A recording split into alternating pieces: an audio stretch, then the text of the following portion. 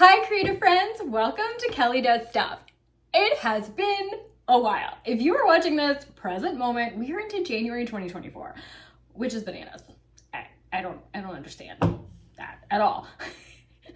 I have not posted in a really long time. I've really missed sharing things with you guys. I had all sorts of plans, big plans, to share lots of videos for this Christmas season of setting up my Dickens village, which is behind me. I have a North Pole village. I was gonna build all kinds of stuff for that, which was delusional. I'm just gonna say it. It was delusional to think I was going to build things in December and then have them set up in time to enjoy. No, that was never going to work. But a lot of other things that should have worked and I should have been able to share with you didn't get to happen because I got sick instead. So that was a real good time. But what I was able to do, the things that I was eventually able to set up, I did film. I filmed what I could. So I do have some videos that I'm looking forward to sharing with you guys. And then in the off season, I'm gonna work on building. I'm gonna work on creating, because those of us who are really into this, it's such a bummer. It's such a bummer when the season is over. And so we get ourselves through by building and creating and crafting. Today's video I have for you, I'm gonna show you how I set up a little church scene. Now, I mentioned that this is Department 56, I mentioned that it was Dickens. This is the Dickens line of Department 56 behind me. I have 97 pieces set up right now for this village, and I think I have 5 churches in the Dickens line. They probably have a dozen or more, I don't know. They have a lot of churches. And each one I kind of set up a little bit differently. And so I just thought I would show you how I create a little church scene, some things that I use if you want to add a little extra magic and wonder. It's just basic, simple stuff. It's nothing I created. It's things that come from Department 56, and you could apply this to any village line that you create. Basic things like trees, snow, rocks, creating just kind of a designated area. And this is part of my bigger overall village. So you could maybe get some ideas on how you could incorporate houses or different details into a larger village. But also, I think this could be really helpful if you have a single piece, whether it's a church or a different building, and maybe you don't want a huge collection, or maybe you're just getting started, or maybe you don't have a ton of room, but you want to take that one building and just kind of like jazz it up. So that's what today is going to be. Nothing fancy, nothing crazy, nothing building. We're just going to take some materials, some accessories, some stuff. I'm getting back into it. I'm going to work on it. Anyway, let's go ahead and get into it. I'll show you how I set up a little Christmas church scene. Okay, here's the church that I'm going to use for our display today.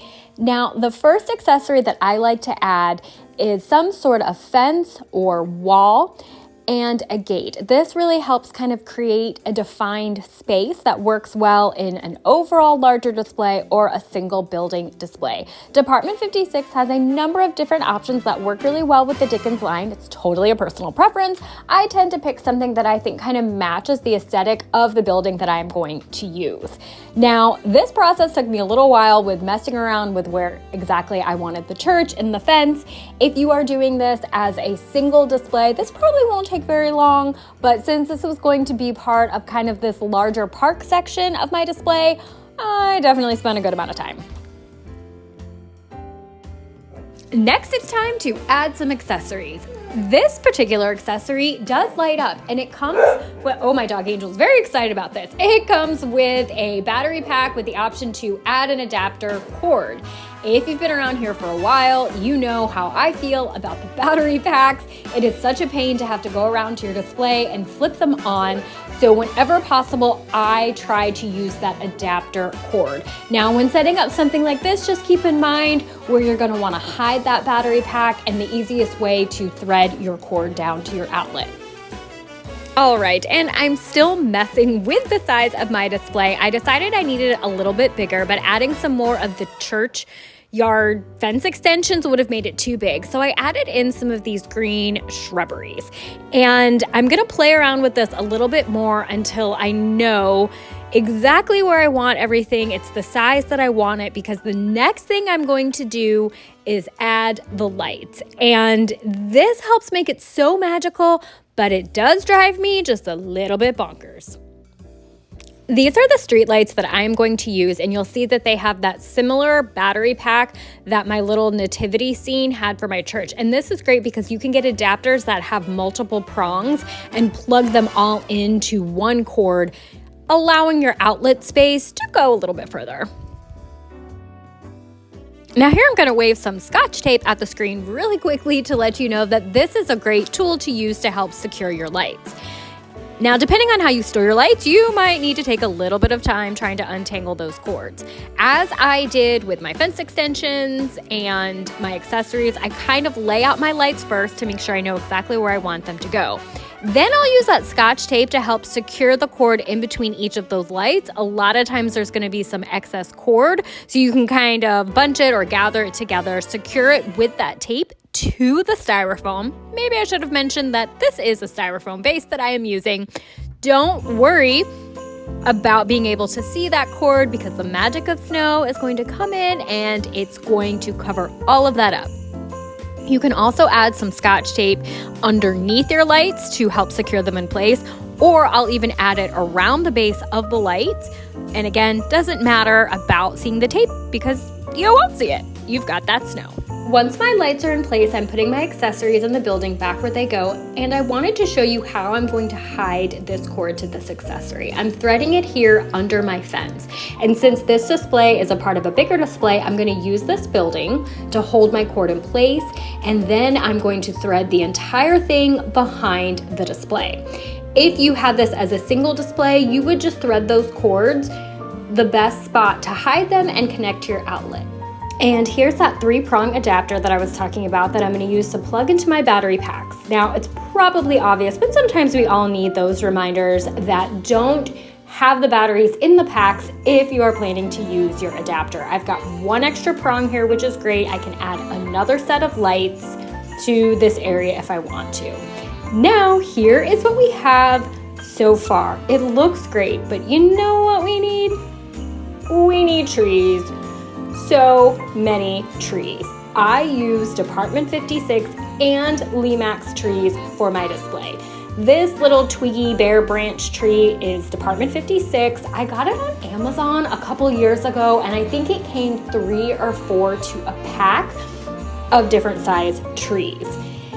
Limax trees look very similar to Department 56, but they're cheaper, and you can get them at Michael's. If I remember correctly, they are $20 for a pack of quite a few trees, and I always wait until they're like 40 or 50, maybe even 60% off before I buy them.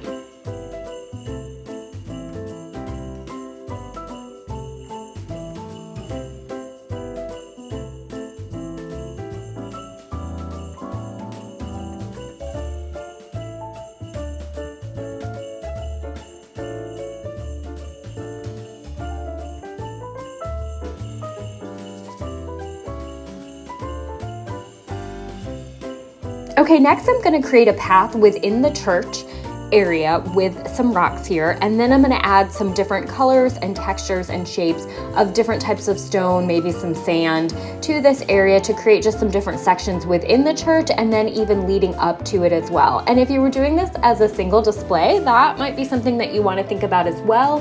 What would you put around the church just to kind of complete that atmosphere and that whole magical look?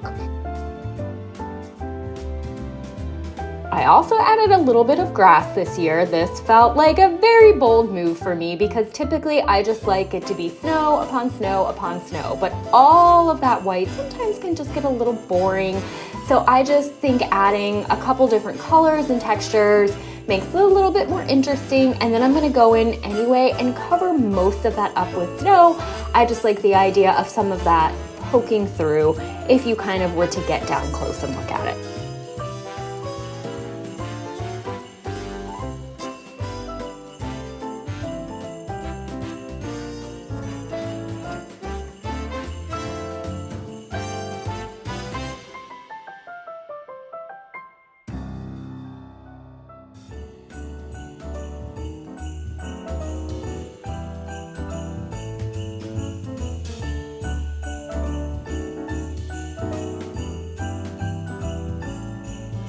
And now I'm just completing the look outside of the church by adding some more trees, bordering that path there that to me just kind of felt magical, like you were walking through a forest to get up to the church.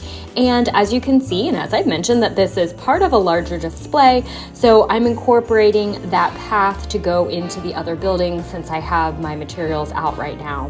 I kind of just did all of that at once.